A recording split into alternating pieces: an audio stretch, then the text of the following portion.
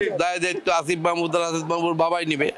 আমরা যারা ঢাকাবাসী যারা ট্যাক্স দেই তাদের যে অসুবিধাগুলি এখন অসম্পূর্ণ আছে এর দায় দায়িত্ব সম্পূর্ণ আসিফ নিবে। এবং প্রধান উপদেষ্টা তার উপদেষ্টা আসিফকে বলতে পারতো যে যেহেতু সর্বোচ্চ আদালত রায় দিছে এরপরে তো আর কোনো সমস্যা নাই। এটা তো যেহেতু সরকার আইনের উপর নির্ভরশীল, আইনের প্রতি শ্রদ্ধাশীল, আমাদের মাননীয় মেয়র জনতার মেয়র ইশরাক হোসেন উনি আইনের প্রতি শ্রদ্ধাশীল, উনি তো আর জোর করে নরবনা এসে বসে নেই। আইন তাকে বলছে, আইন তাকে পারমিশন দিচ্ছে, সুপ্রিম কোর্ট, অ্যাপিলেট ডিভিশন সব ডিভিশনই তার পক্ষে রায় দিচ্ছে। তারপরে সরকার কেন এই শপথ অনুষ্ঠানটা করার জন্য ভয় পাচ্ছে? আমরা এখানে যারা আছি এখানে কেউ পলিটিক্যাল কোনো লোক নাই, সব ঢাকাবাসী। ঢাকা দক্ষিণের 27টা থানা, এখানে প্রায় 90টা 95 100টার উপরে ওয়ার্ড আছে। এরা এখানে যারা আসছে তাদের কোনো পলিটিক্যাল পরিচয় নেই, এরা সবাই নগরবাসী, ঢাকা দক্ষিণের নগরবাসী। এরা ঢাকা দক্ষিণের নগরবাসী যখন দেখবে তাদের সুযোগ সুবিধা থেকে বঞ্চিত হচ্ছে, অটোমেটিকলি তারা আন্দোলনে আসবে। পেঁয়াজ আলু বেগুনের দাম যেমন বাড়ে তখন মানুষ যেমন রাস্তায় নামে, তেমন একটা সুষ্ঠু নির্বাচনের মাধ্যমে জনতার মেয়র ইশরাক হোসেন মেয়র হয়েছে, তাপসকে বিপুল ভোটে হারাইছে। সেই ক্ষেত্রে তারপরেও সরকার কেন যে এই শপথ অনুষ্ঠানটা করতেছে না, আমরা যতটুকু জানি আমাদের ছোট্ট জ্ঞানে গেজেট হওয়ার পরের দিনই শপথ অনুষ্ঠান হওয়ার কথা, কিন্তু বর্তমান সরকার আর যে বিচ্ছু আসিফ মাহমুদ এই শপথটা নিতে দিচ্ছে না। কি কারণে?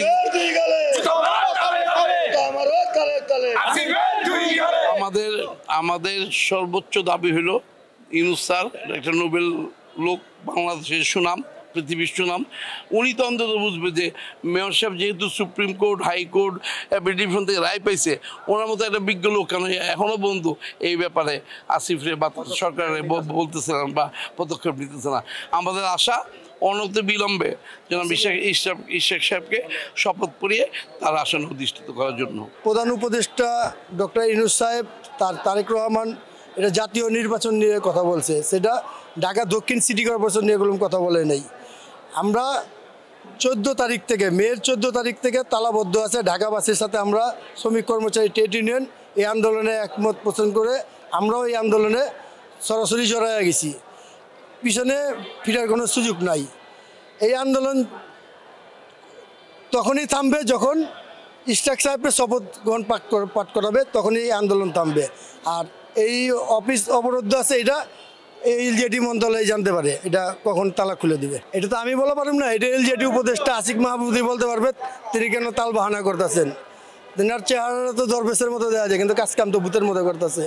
তার কারণে তো এই আন্দোলনটা এই 1 মাসের উপরে হবে।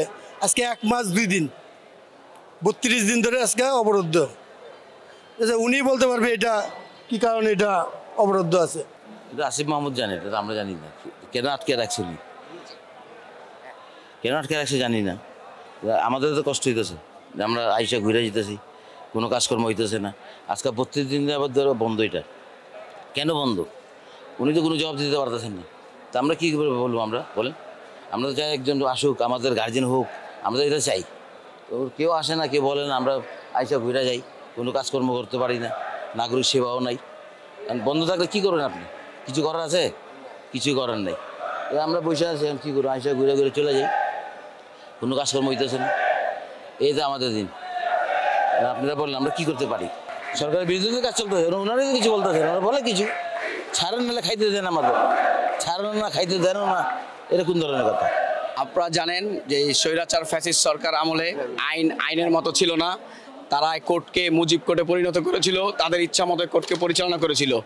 এই জুলাই আগস্ট আন্দোলনের পরে ফ্যাসিস্ট যখন পলায়ন করেছে, তারপরে এই মামলাটা আবার উঠেছে। এতদিন মামলাটা ফাইলটা লুকায় রাখছে, চাপা দিয়ে রাখছে। তো ইতিমধ্যে আপনারা জেনেছেন যে আদালত রায় দিয়েছে, মেয়র ইশরাক হোসেনকে মেয়র ঘোষণা করেছে। আদালতের রায় অনুযায়ী নির্বাচন কমিশন ইসি একটা গ্যাজেট প্রকাশ করেছে।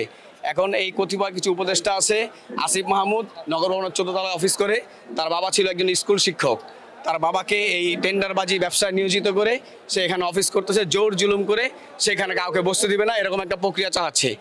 এখন একজন উপদেষ্টা দেশের একজন মন্ত্রীর সমান, সে একজন মন্ত্রী হয়েও দেশের আইন সে মানতেছে না, সে দেশের সর্বোচ্চ বিচারাঙ্গনকে সে মানতেছে না। সে কোর্টের রায় গেজেট হওয়ার পরেও, তার নির্বাচন কমিশন গেজেট দেওয়ার পরেও তারা দিতে চাচ্ছে না। তারা চাচ্ছে এভাবেই যে যে এই 8 মাস 9 মাসে যে চুরি করেছে, তার বাবা যে টেন্ডারবাজি করেছে, মেয়র বসলে এটা প্রকাশ হয়ে যাবে, এটা জাতির কাছে উন্মোচন হয়ে যাবে। যার কারণে তারা চাচ্ছে না যে ইশরাক হোসেন মেয়র পদে বসুক। তো ইশরাক হোসেনকে যেই পর্যন্ত মেয়র পদে না বসানো হবে, আমরা ঢাকাবাসী তীব্র আন্দোলনের মাধ্যমে তার দাবি আদায় করব। আমরা যে ঢাকাবাসী যে পর্যন্ত মেয়র পদে না বসানো হবে সেই পর্যন্ত আমরা নগর ভবন ছাড়ছি না। তো নগর ভবনকে ইশরাক হোসেনকে মেয়র পদে বসিয়ে আমরা বাড়ি ফিরবো ইনশাআল্লাহ।